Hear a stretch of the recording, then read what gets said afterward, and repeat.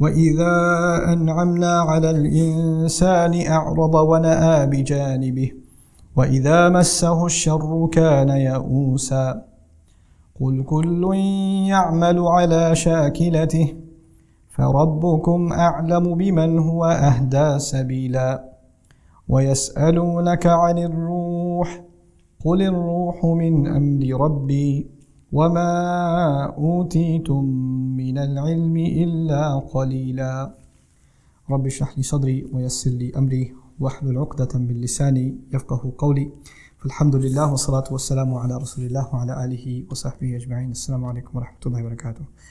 So inshallah, in this brief reminder, I want to share with you some ta'ammulat, some reflections from 3 ayat that belong to Surah Al-Isra. This is the 17th surah, and these are ayat number 83, 84 and 85. Allah Azza wa Jal says, وَإِذَا أَنْعَمْنَا عَلَى الْإِنسَانِ, when we shower favor onto the human being, أَعْرَض, that the human being ignores it, deliberately ignores it. The suggestion here is that when human beings are given lots of gifts by Allah, human beings start becoming deluded into thinking somehow they deserve them, or they are entitled to them, or this is because of their own doing, or their own accomplishments, or their own capability. So they completely ignore the fact that these are favors. They actually start thinking they own them, or they're entitled to them in one way or the other. وَنَأَى بِجَانِبِهِ, and he turns away to his side. In other words, this is kind of let me give you an English translation, an American English translation of نَأَى بِجَانِبِهِ. That's نَأَى بِجَانِبِهِ. Okay? So this guy, when somebody says Allah has given you a lot of favor, that's literally captured in language. Okay? That's what he does. So he huffs and puffs about the things that Allah has given and dismisses the idea that this is somehow a divine gift. وَإِذَا مَسَّهُ الشَّرُّ, and when harm touches him, when harm hits him, كَانَ يَئُوسًا, he becomes altogether depressed, full of sadness. Allah has done this to me. Why am I being put through this? What did I do to deserve this? When good happens, I deserved it. And it was my doing. But when bad happens, it wasn't my doing, it's Allah's doing. Allah did this to me. كَانَ يَئُوسًا. This twisted mind of his. On a side note, what's really remarkable about this ayah is actually a lesson in adab, a lesson in etiquette, in how we not only think about Allah, but even how we talk about Allah. And obviously you all know that speech, the way a person speaks, is a manifestation of how they think, right? So when favor is mentioned, Allah says, وَإِذَا أَنْعَمْنَا عَلَى الْإِنسَانِ. This is the past tense, أَنْعَمْنَا. Who's the doer? What's the fa'il? ضمير مستتر تقديره نحن. It's Allah. We shower him. But when it says, وَإِذَا مَسَّهُ الشَّرُّ, when favor is mentioned, then the doer, the subject of the verb, is Allah. When we shower him with favor. When harm hits him, Allah says, massa, huwa massa, and the outside doer, the fa'il is asharru. When harm hits him, when harm touches him. In other words, Allah did not associate himself with harm. Okay? So Allah did not say, when we make harm touch him, or we afflict him with harm. He didn't do that. He didn't associate harm to himself. And this is actually teaching us something, a very deep concept in our religion about harm and benefit in this world. At the end of the day, what's our belief? Everything is from Allah. When someone gets sick, it's from Allah. When someone gets better, it's from Allah. That's our belief. Nothing happens except for the will of Allah. But that doesn't mean that we get to talk about it like that. Even though that's the reality, there's supposed to be a certain level of respect. Why is that? And you have to, if it's truth, it's truth. You should just be able to say it. Why code it with formality? This is also an important lesson. Allah teaches us in a way that is suitable for all human beings. You see, a mature student, a mature believer, they know that when good happens, there's good in it. And when that bad happens, there's also good in it. And all of it is a test. This is a mature believer. But anyone short of being mature, anyone that's not that mature in their faith, then when bad happens and you say it's from Allah, how do they think of it? Literally as Allah did something bad and He means something bad by it. Like they cannot process anything more mature than that, right? So Allah reveals language that for someone who's deeply going to reflect will also understand, but somebody who just looks at it on the surface level can still appreciate and not get the wrong conclusion. Harm touched him. Allah did not say when Allah harmed him. Allah didn't say it like that. Because for the immature, just listening to that, you just get messed up. And He's actually correcting the immature by saying, وَإِذَا مَسَّهُ الشَّرُّ كَانَ يَئُوسًا. When harm touches him, he becomes entirely depressed. He becomes overwhelmed. Ya'us, actually, fa'ul, this is from ya'is, is mubalagha, extremely depressed. You know, there are some people who are used to success. They're used to just getting 100. They're used to winning every race. They're used to winning every game. They're used to being number one at everything. They're used to getting their parents to listen to everything they say, etc., etc. Then one time they don't get their way. What happens to those kinds of people? Those are the kinds of people in life that have a really hard time dealing with failure, or dealing with loss, or dealing with a challenge. People that take the hits all the time, like the fourth kid or fifth kid or something in a family, it's all good. Or the youngest one, youngest kids, I'm afraid for my youngest one because, she can get away with pretty much anything. Because by the time you get to the youngest age, then, for some reason the policing of your parents just, I don't know where it goes. Like I tell my mother and father that about my youngest sister. They were tough on us, but my youngest sister gets away with that. And I'm like, Mom, what happened? This was not policy with us. How is she getting away? No, choti hai, rehne do. Like, she's so little. She's not little. So, what happens with people? They get spoiled. Favors can spoil someone. And so when a little bit is taken away, they become entirely depressed. Entirely depressed. Now this lesson that Allah teaches us, about favor and being, harm touching you, all of us in this dunya have been given a limited number of ni'mah and a limited number of shar. Right? On the one hand, Allah has decided what our rizq is going to be. Our rizq, our provision includes our money, but it also includes our friends. It includes our families, our rizq. Our knowledge is our rizq. The people who teach us is our rizq. The people who learn from us are our rizq. Our children are our rizq. Every good you have in your life is basically your rizq. And you don't have an unlimited amount of this stuff. Where do you get the unlimited stuff? You get that in Jannah. Here, there's a limited supply of what you're going to get. It's written for you. Then on top of that, there's a limited number of challenges that you're going to face in this life. Allah is not going to give you any more or any less than what He's written for you. That's it. It's declared. This is what your lot in life is. Now, if you internalize that, then your challenges and your opportunities, if you put it in that language, then your challenges and your opportunities are not the same as my challenges and my opportunities. Okay? They're not the same. And sometimes Allah opens a door of opportunity, but you refuse to walk through it. Like He opened it, and you could have reaped a lot of reward from it, but you chose to not walk through it. And then you end up suffering. And then you end up blaming Allah instead. So now, if this is the case, everyone has a different lot in life. Everyone has a different set of challenges, a different set of opportunities. Then the question arises, why? Why not all of us have the same thing? Why not all of us have the same set of challenges? Make it consistent. The next ayah answers that question. He says, قُلْ كُلٌّ يَعْمَلُ عَلَى شَاكِلَتِهِ. Tell them, let everyone work. Everyone should work. كُلٌّ يَعْمَلُ actually means everyone should try to work. When a mudari' becomes a sifa, it's actually in the meaning of trying to do something. Everybody should try to work on their shakila. Now what is shakila? Shakl in Arabic is form. Shakl is the appearance of something and the mold of something. Okay? You can even say the shape of something is shakila. In a figurative sense, you can call it, I use psychological terminology now, your predisposition. You're pre-programmed a certain way. Some people have a good sense of humor, some people are very serious, some people are oriented towards science, others towards literature, some are very artistic, some are, they have a hard time figuring out what they are, but but they know how to have a good time. There are people with different personalities, different shakilat, you can say. Allah says everybody, first of all, recognize what Allah has given you, what kind of personality Allah has given you, and then work in accordance with that. In other words, shakila, you see the ta marbuta at the end, makes it actually a marra, meaning an instant, an individual thing. Not two people have the same shakila. Allah made personalities very, very, very different. And everybody should try to figure out what their personality is like as much as they can.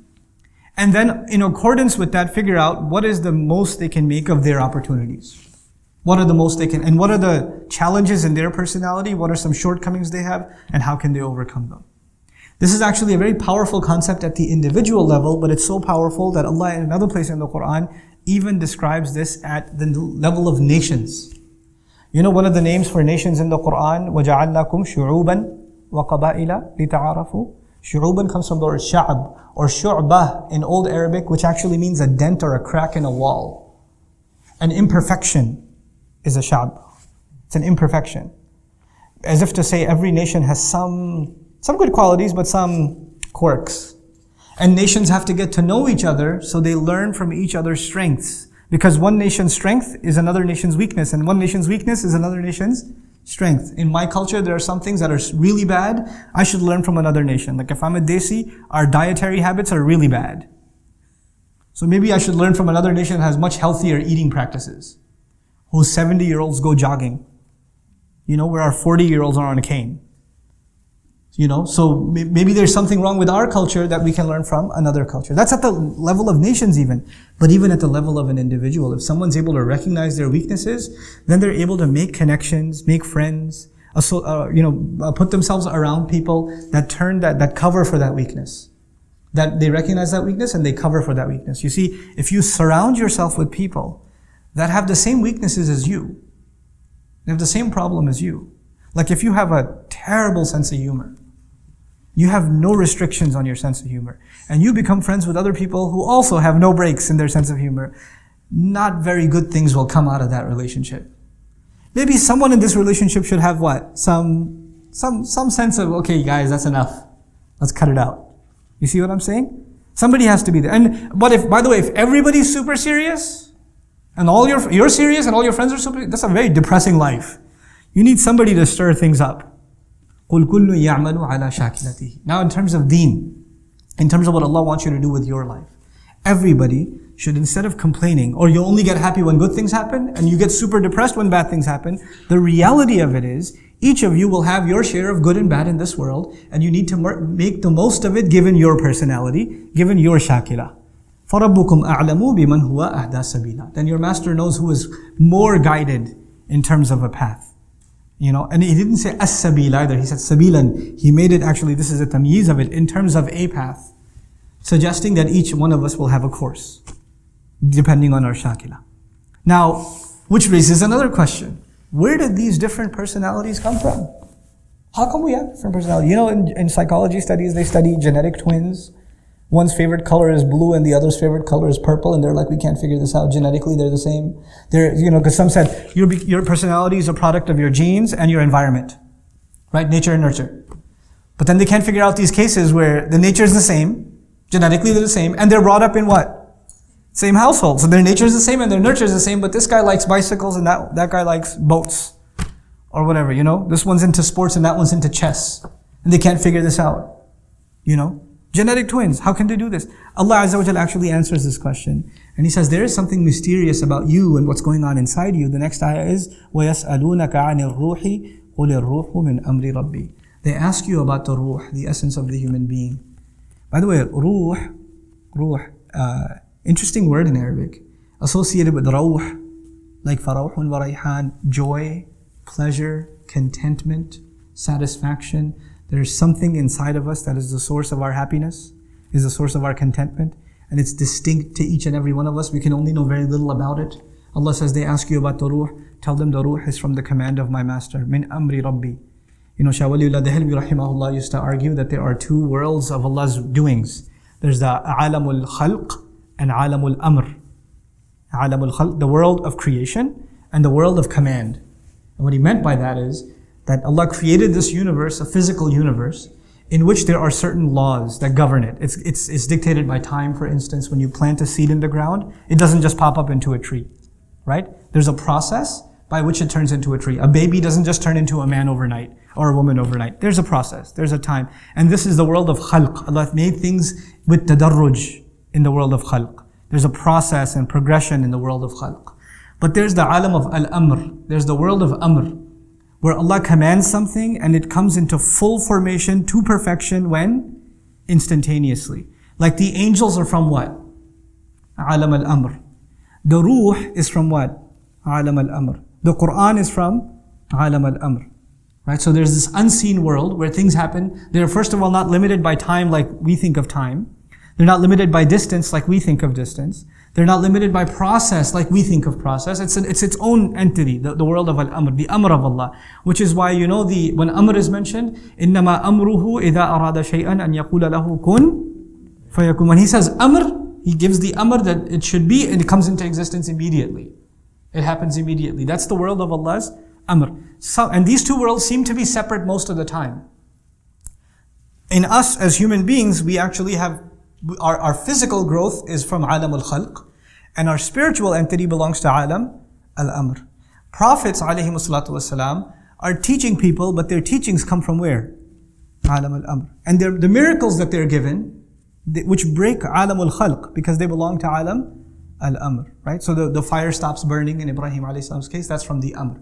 Now Allah is saying that your ruh, something inside you, belongs to Alam al-Amr. قُلِ الرُّوحُ مِنْ أَمْرِ رَبِّي.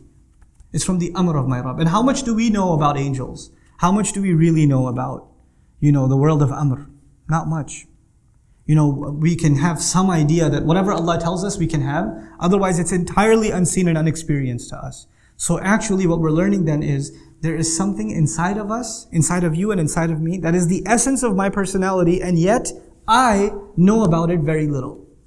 وَمَا أُوتِيتُم مِنَ الْعِلْمِ إِلَّا قَلِيلًا. You have been given about knowledge, from within knowledge itself, very, very little. There's something inside us so powerful that we can't even know it ourselves. Now, think about this in retrospect. The human brain, the physical brain. This is not a ruh. This is just some gray matter and some electrical signals going off between microscopic cells over here. This stuff, how much do neuroscientists know about the brain? After all this research, they tend to say we know almost nothing. We're only beginning to scratch the surface. And that's within alam of what? Al-Khalq. So how are we going to know anything really about alam al-Amr, the ruh?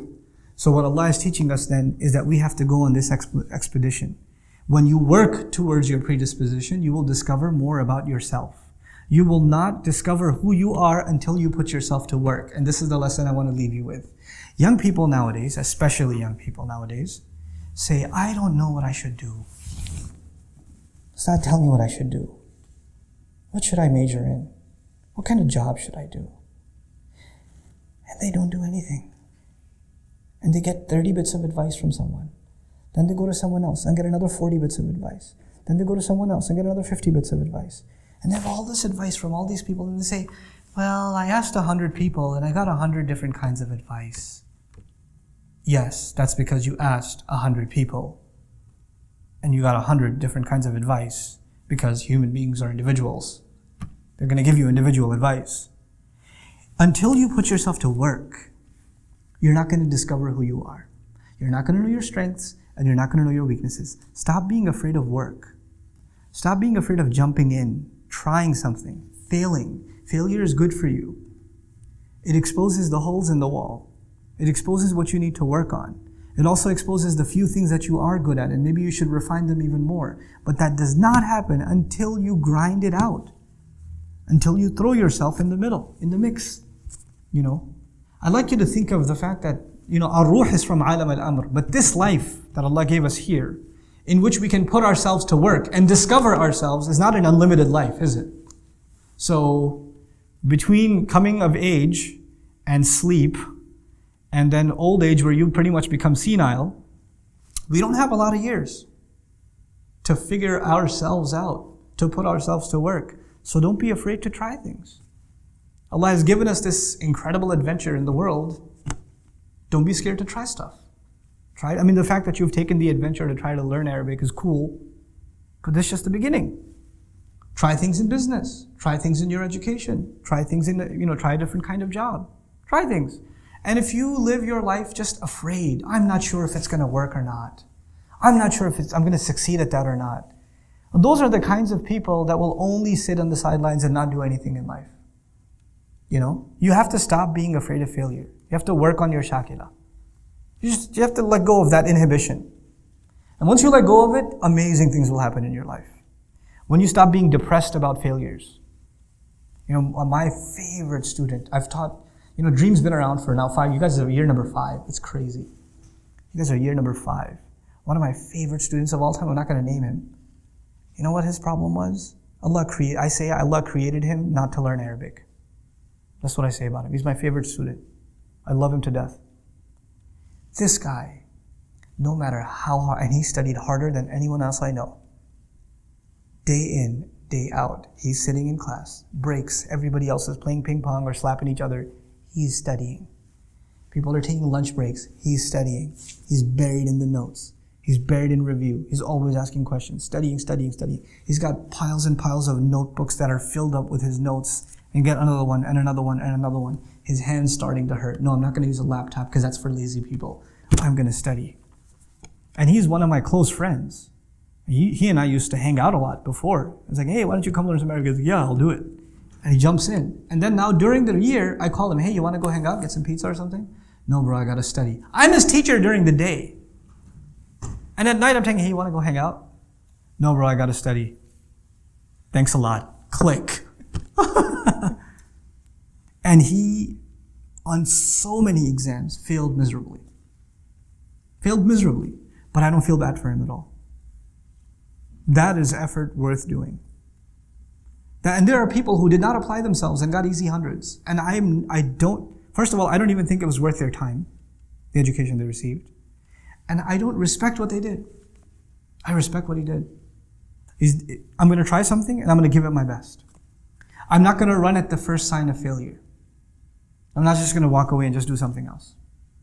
Where there's this idea that even the line of work you're going to do, the career, the pursuits you're going to make, the efforts you're going to make, so long as you find them enjoyable, you should do it. The moment you have a boring day or two, you should be like, I need to do something else. I'm going to move on to something else. Really? This is not Jannah. You have good days and bad days. This life is like that. When favors are being showered, everything's happy. I'm perfect. This is the way I need to be. And the moment things don't go your way, kana ya'usa. You become super depressed. I don't know if this is the thing for me. I don't know if I should even be doing this. It happens to students. They fail one test. Or no, not fail. Sorry, got a 95. Astaghfirullah al-azim. How will you show your face to your parents? Who will marry you now that you have a 95? I don't know if I should drop out now because it's not even worth it anymore. Are you serious? Grow a spine. Grow a thick skin. Apply yourself in whatever you do. And this is not just about your studies at the program, at Dream. This is beyond that. In life, have that attitude. Whatever you jump into, really dive in. Dive all in. Yes, seek counsel, but don't over-seek counsel. Don't keep getting advice and not doing anything. You have a few people in your life you can trust. And sometimes some people, they get into this habit where they like to get advice from people. They know they're going to get two different answers. Because they live off of the confusion. They feed off of it. They use that as a scapegoat to not do anything. Well, he said this, but you said this. And they wait for you to say something and say, but he said this. You could have told me that before I told you anything, but you know what? Seek advice, but seek advice with a purpose. And seek advice with some trust. You shouldn't just ask random people. By the way, if you're seeking contradictory advice from people, you know what that says? That says, first of all, you have no confidence, number one. And number two, it says you don't trust people. You don't trust them. Why are you asking their advice if you want an alternative opinion? You don't have to take everybody's opinion.